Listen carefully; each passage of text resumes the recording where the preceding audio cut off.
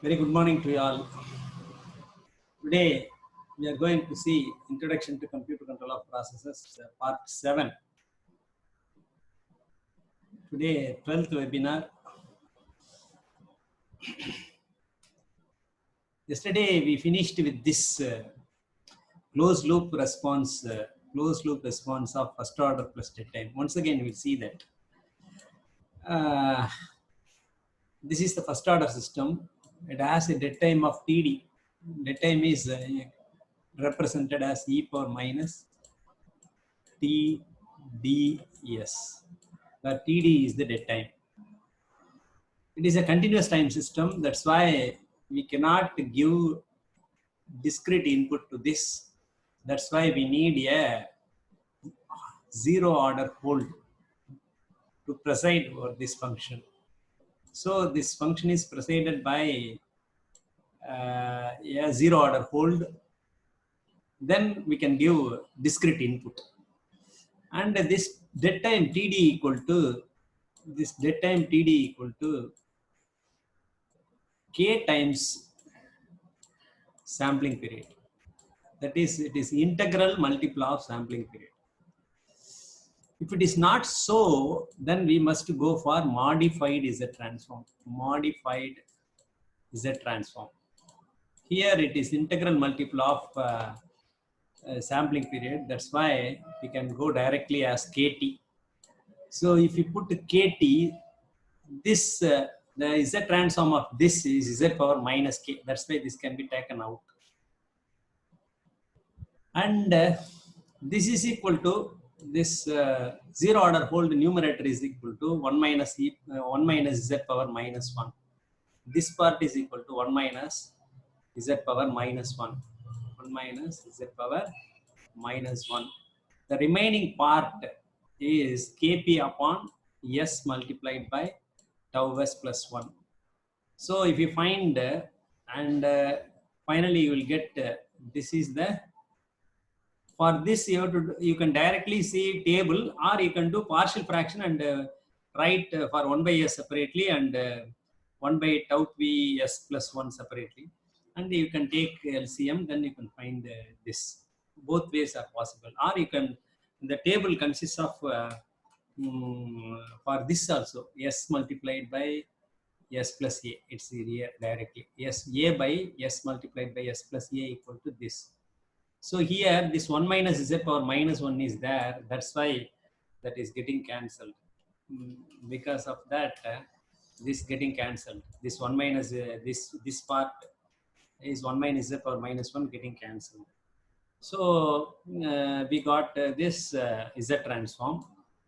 We have to find the response, means we have to find Z inverse of HGP of Z.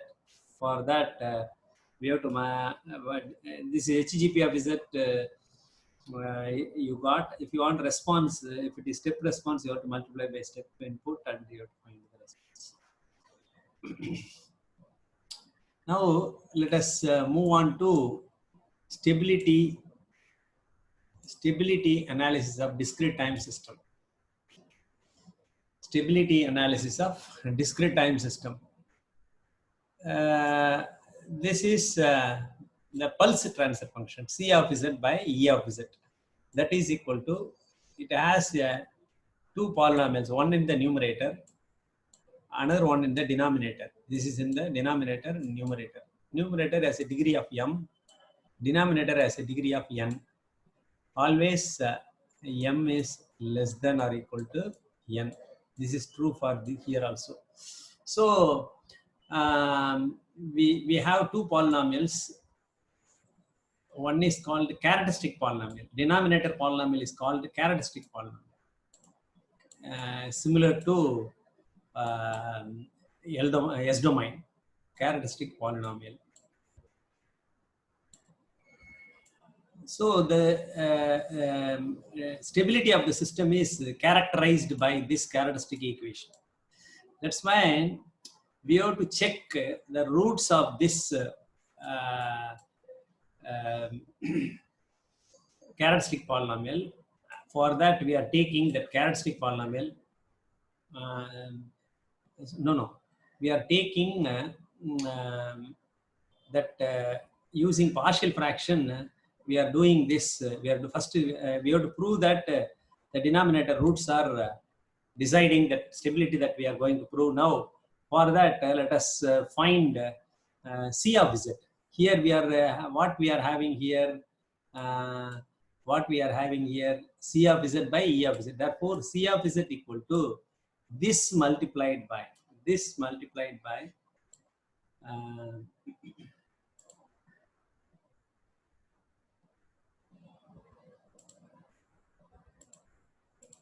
uh, this multiplied by um,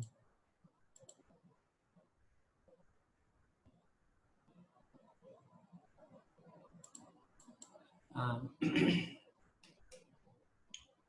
D of Z equal to this this multiplied by E of Z, because this D of Z equal to C of Z upon E of Z. Therefore, we can write C of Z equal to this multiplied by E of Z. But this can be written as a partial fraction expansion like this, where P1, P2, etc. Pn is nth degree. Already I said it has n roots. It has n roots. So we can do partial fraction of n factors. N factors. C1 by 1 minus P1 z power minus 1. C2 upon 1 minus P2 z power minus 1. Where P1, P2, etc. Pn are roots of this polynomial. These roots may also be called as poles of this characteristic polynomial. So characteristic polynomial is that is the denominator polynomial. For that we found. Now if we take n kth partial fraction, we are taking the kth partial fraction. That is what C of k equal to generalized. You will get C of k equal to C of k upon 1 minus pk z power minus 1. That we are generalized, we are taking that. So if you take that, if you find z inverse, what you will get? Ck. Ck is the residue. E power, we will find ln of this. Already we have seen that ln of this, because ln of this e power, this is the expression for e power minus at,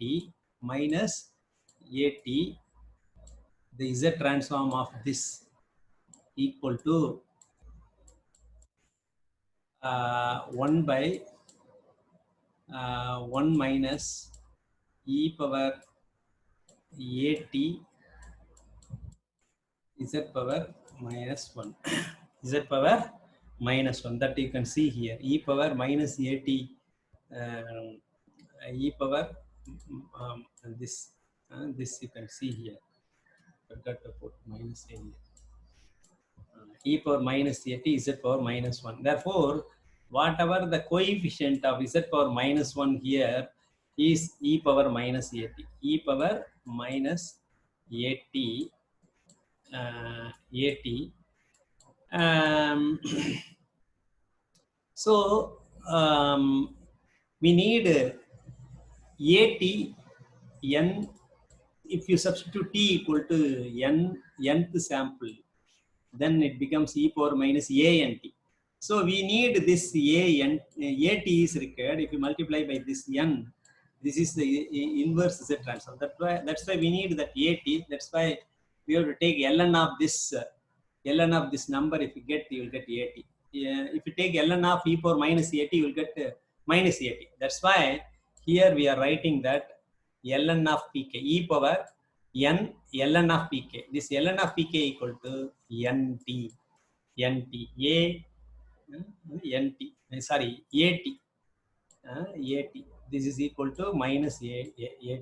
Already n is substituted here. Therefore, if you find inverse z transform of this inverse z transform of this, you can write e power n ln of pk, that is coefficient of z power minus 1.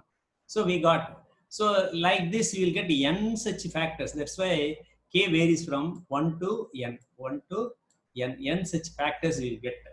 Let us take one generalized one and what happens to the stability of the system. What is the response of this system? For each one, uh, for each one, for each one you will get this type of expression, this type of expression. If you add all together, you will get the total response. Cn of t you will get. So if you take one, what is pk? Pk is a complex root. Pk is a complex, it is a root of that polynomial, one of the roots of this polynomial, kth root of this polynomial. Let us assume that it is a complex root. Therefore we can say that p of k can be written as p of k can be written as p of k can be written as p suffix k can be written as alpha plus j beta modulus of pk magnitude e power minus j omega, where this is written in rectangular format. What is polar form? Polar form means we need the magnitude. Therefore, modulus of pk is square root of alpha square plus beta square. And this omega, that angle equal to tan inverse of beta by alpha. So we wrote in complex form. Now, if you write again in the, if you substitute in this expression, what you will get? Ln of pk equal to ln of modulus of pk plus j omega. Ln of pk equal to n ln of pk plus j omega. If we substitute in this expression, what you will get? Exponential of n ln of pk modulus of pk plus nj omega. This plus in the power. That's why it can be written as product of two, exponential of that is e power n ln of pk multiplied by exponential of nj omega. We know that this is equal to we know that this is equal to exponential of nj omega equal to cos n omega plus j sin omega. It is from Euler identity. We know that e power j omega equal to cos n omega plus j sin n omega. So we conclude that e power j n omega is always bounded. How sinusoidal signal will be there? It will have a constant amplitude. It never goes to infinity. It always oscillates. That's all. It is a bounded signal. It is a bounded signal. Therefore, the ln of pk in the this j omega is a sinusoidal signal. That's why it is bounded. Therefore, its stability is full depends upon pk. So ln of pk is more important. So if you already you wrote exponential of ln of pk equal to exponential of ln of pk multiplied by exponential of nj omega. This is already sinusoidal signal. It always a bounded signal, but this will decide whether it is unbounded or bounded. So e power ln of pk, if you put if pk is less than 1, if you see here, if pk is less than 1, ln of pk is less than 0. As ln of pk e power ln of pk, ln of n into ln of pk, since it is less than 0 means negative value, e power negative value, e power minus n ln of pk, ln of modulus of pk. It is negative now. I am putting modulus to ln also. It won't give negative value. Now it gives positive value. Means here you are getting that negative value outside because ln of pk is less than 0, negative value. So this always tends to 0 as t tends to this value n tends to infinity, this goes to 0. Therefore, as n tends to infinity, this value, exponential value, tends to 0. If p of k equal to 1, then ln of pk equal to 0, e power 0 equal to 1 for every n. So that is like step function. And if it is greater than 1, modulus of pk is greater than 1, then ln of pk is greater than 0, then exponential power becomes positive. That's why as n tends to infinity, this becomes infinity. Therefore, if ln of pk, what is the condition?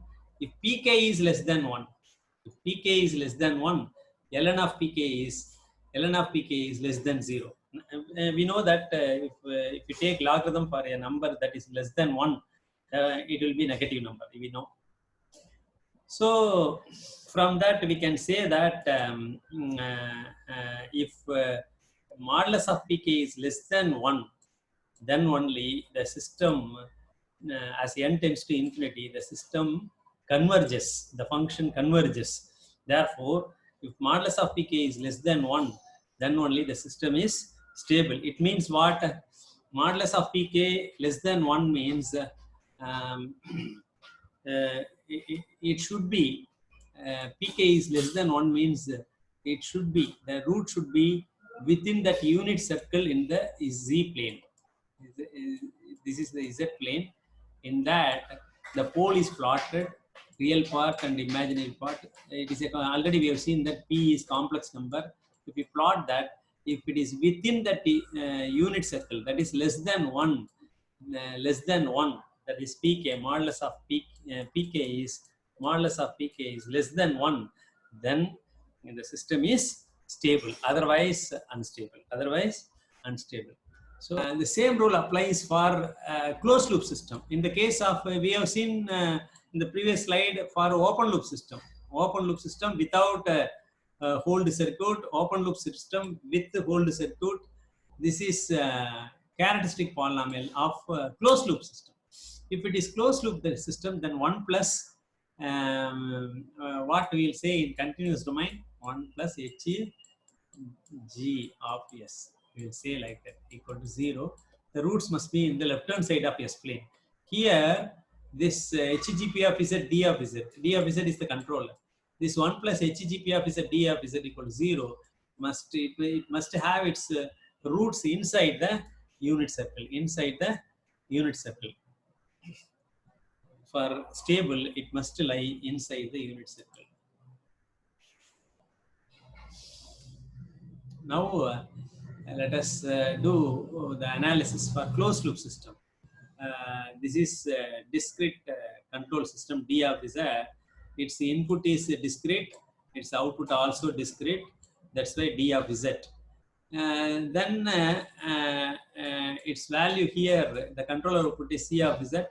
A hold circuit is there to convert that into continuous. Therefore, the continuous signal is given to the process gp of z. So, if you want z transform, you should combine these two together, hgp of s z transform of, or hgp of z directly we can say. So this from this to this we have to combine all together, and this can be treated separately. Therefore, what is the characteristic polynomial? Characteristic polynomial is 1 plus loop transfer function. If we take the loop transfer function, 1 plus loop transfer function. In S domain, how we will write? 1 plus h is the feedback, g is a forward transfer function, hg of s equal to 0. This way we will write. The same, this is what loop transfer function. The same here. Here also we have to consider this loop, that's all. So 1 plus, what is in that loop? This is discrete. That's why we can multiply with that another discrete system. What is the remaining? This you cannot take separately because its output is continuous, its output also continuous. But here a sample is here. That's why these two can be combined together. So z transform of h gp of z. We have to multiply h of s, g of s, and then we have to multiply z, find z transform. So d of z, h gp of z equal to 0 is the characteristic polynomial. H g of z is the characteristic polynomial. In that characteristic polynomial, let us analyze. Then here we have disturbance also. Here we have disturbance also. What is the transfer function of this disturbance system? If you assume the set point equals 0, if you assume set point equal to 0, you will get g d of s, g d of s, d of s. This is disturbance input, disturbance output due to disturbance. This is output of the system due to disturbance. It should be in z domain. Therefore, z transform of gd of s by d of s upon. Here we are assuming that while finding the disturbance transfer function, this will be assumed as 0. And what is the feedback loop here? This is the forward path that already we wrote. That is z transform of g d of s multiplied by d of s. So that is numerator, forward path. We got forward path. What is the feedback path? Feedback path is 1 plus. This is the loop in that system. So what are all there? H gp of z, h gp of z, d of z.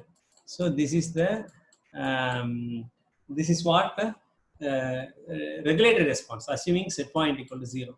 Set point equal to 0. What is total response? We have to add with that.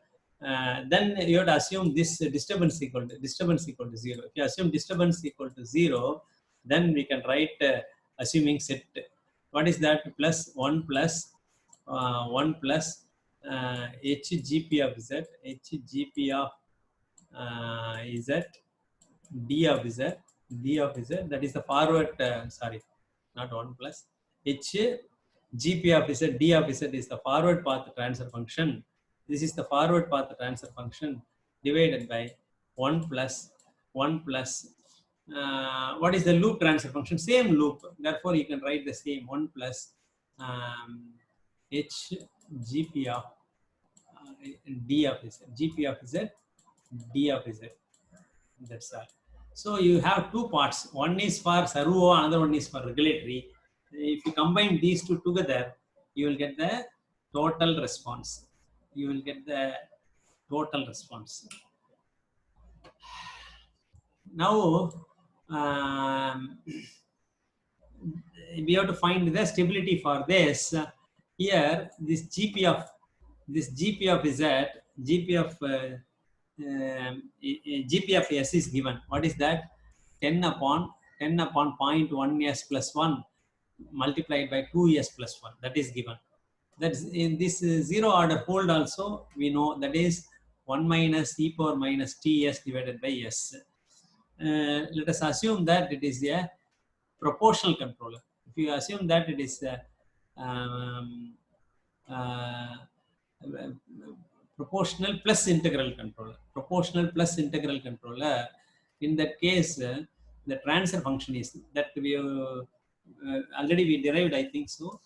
That d of z for p of pi controller is equal to, what is that? Kc e of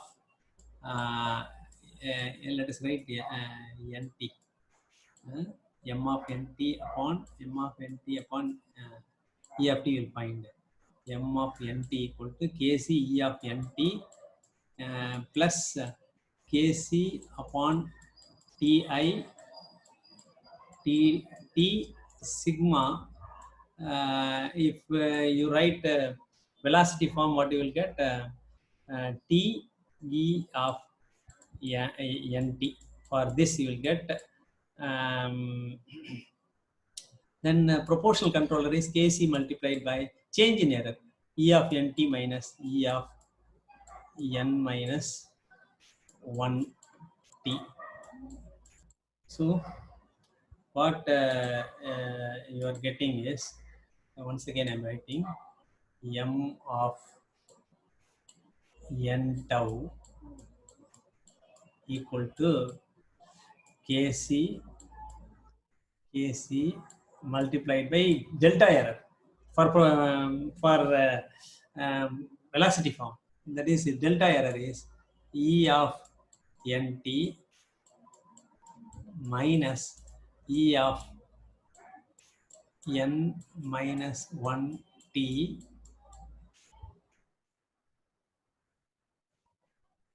plus Kc upon Ti multiplied by sampling period into En of t, Ent. This is for PI controller. This is the nth output of PI controller. If you take Z transform for this, you will get M of Z equal to Kc E of Z minus Kc E of Z power minus 1 E of Z for this, because delayed by one sampling period. Then plus Kc T upon Ti E of Z you will get. So if you bring all together to the left hand side, what you will get is one Kc you can take out. So Kc you can take out, and you will get this transfer function. We'll prove later. This is the transfer function of PI controller.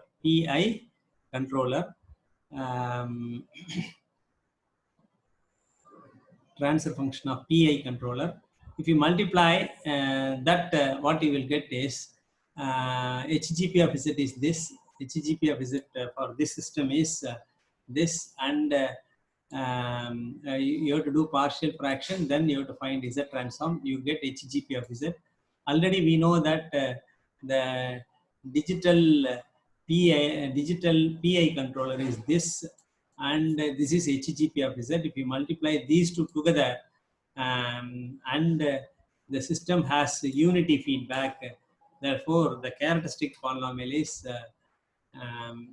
1 plus HGP of Z d of Z. If you write this, you got this expression.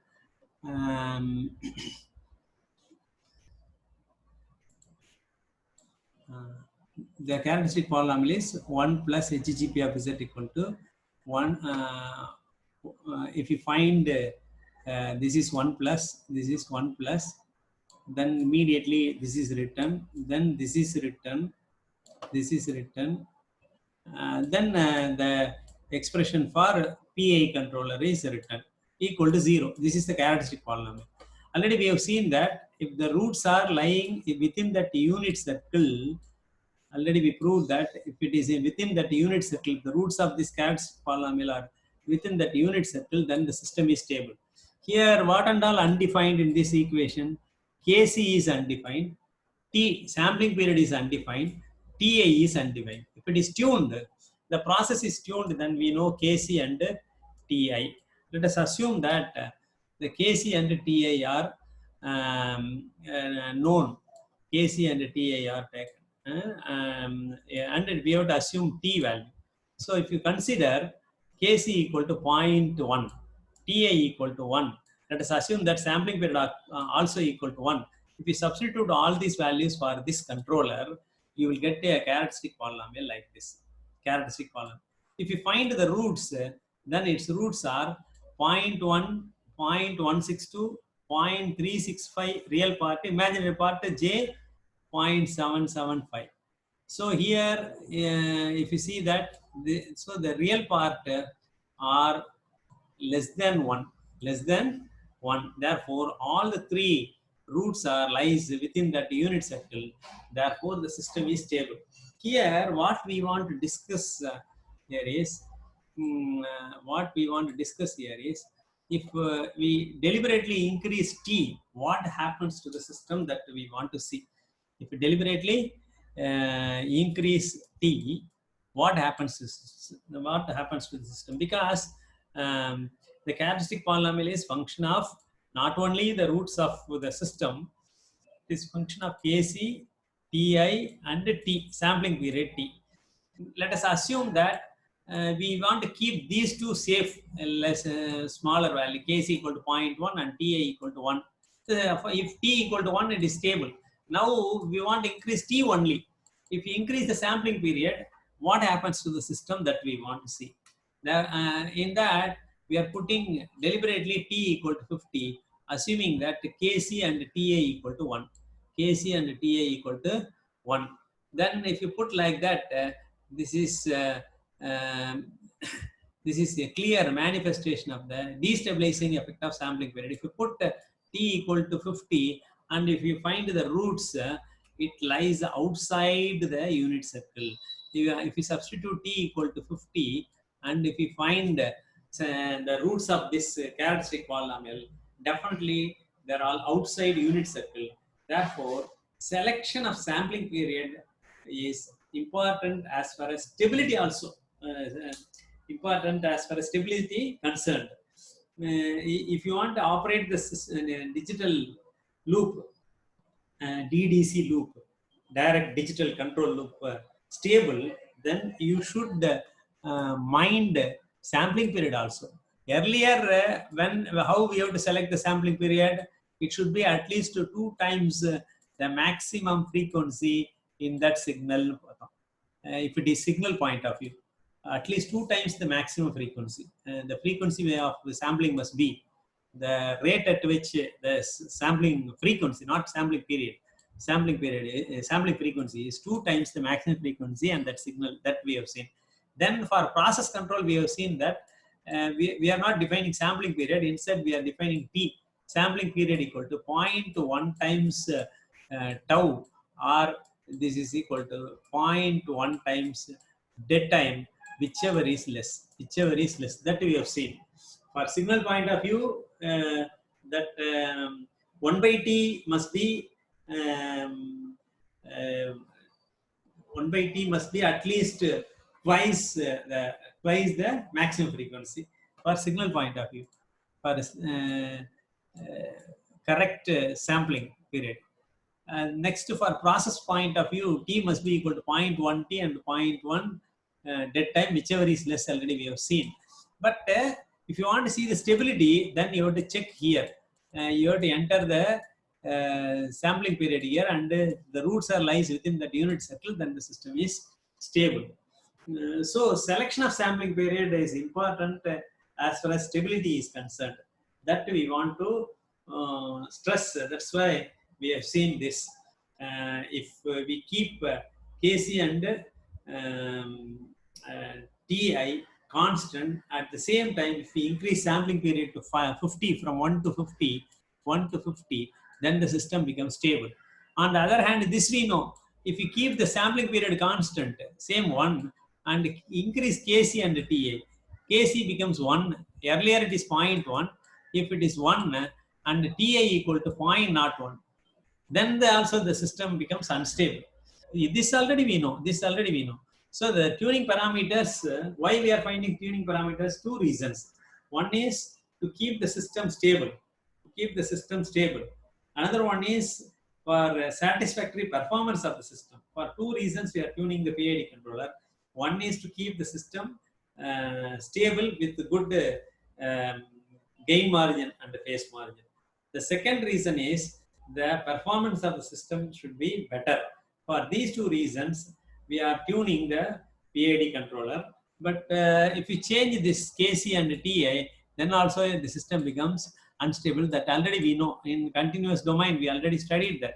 But here, in addition to that, the sampling period also appropriately selected. Otherwise, there will be a threat to the stability.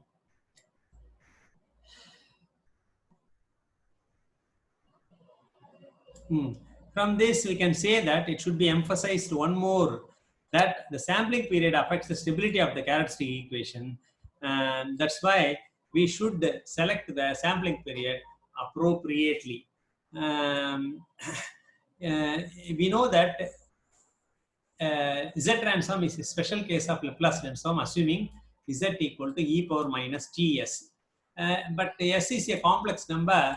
If you substitute S equal to alpha plus j beta, then Z can be written as e power alpha t e power j beta t. We can write like that. From this, we can say that Z modulus of Z must be less than 1 means e power j alpha t must be less than 1. Therefore, if S lies on the left-hand side of imaginary axis in the S domain, suppose it lies on the, that is alpha is minus alpha, then it will be in the left-hand side. Then alpha is less than 0, and it is for a stable system in S domain, it should be less than 0. Yeah, alpha must be less than 0. For Z domain, modulus of Z must be less than 1, which is the rule for stability of the discrete time system. This alpha must be sorry, the modulus of Z must be less than 1. That is the roots of the polynomial. The roots of the polynomial means Z. It's a polynomial in Z. What is Z equal to means what? Roots of that polynomial. That must be less than, modulus of that value must be less than 1. It can be either on the positive side as well as in the negative side. That is immaterial. It may be complex. That is also there. But the modulus value must be less than 1. That is, it should lie within that unit circle. Within that unit circle. For continuous domain, what is the rule? The roots of that characteristic polynomial must lie on the left-hand side of S plane, complete left-hand side plane.